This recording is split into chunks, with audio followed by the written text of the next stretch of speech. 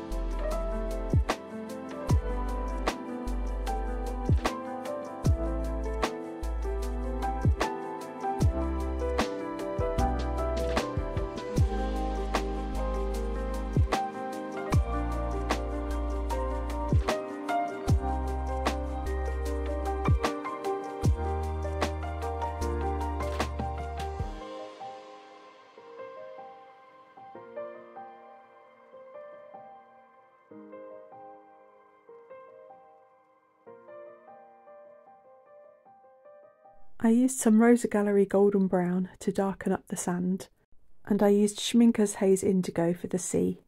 Here I'm using Schmincke's Naples Yellow Reddish, just for a bit of glow above the sea.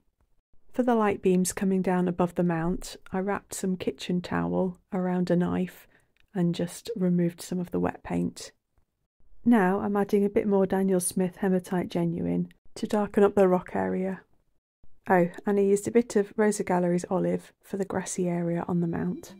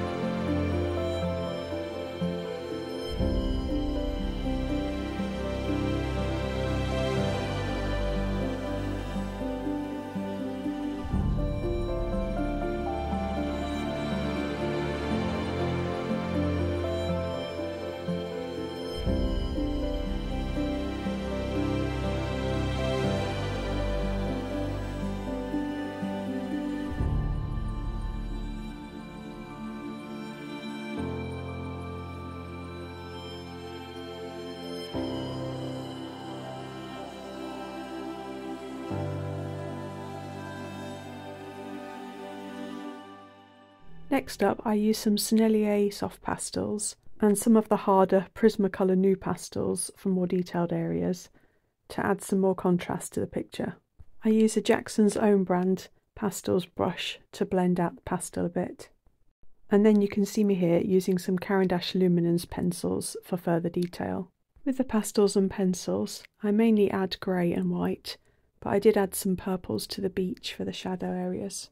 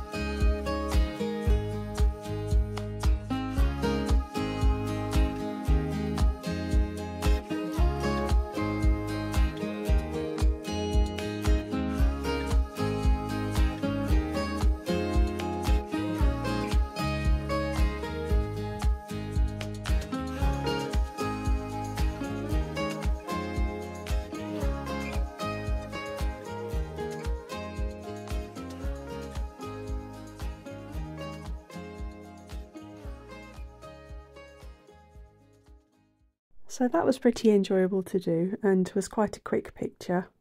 The Baohong cold pressed artist's paper is really nice to work on.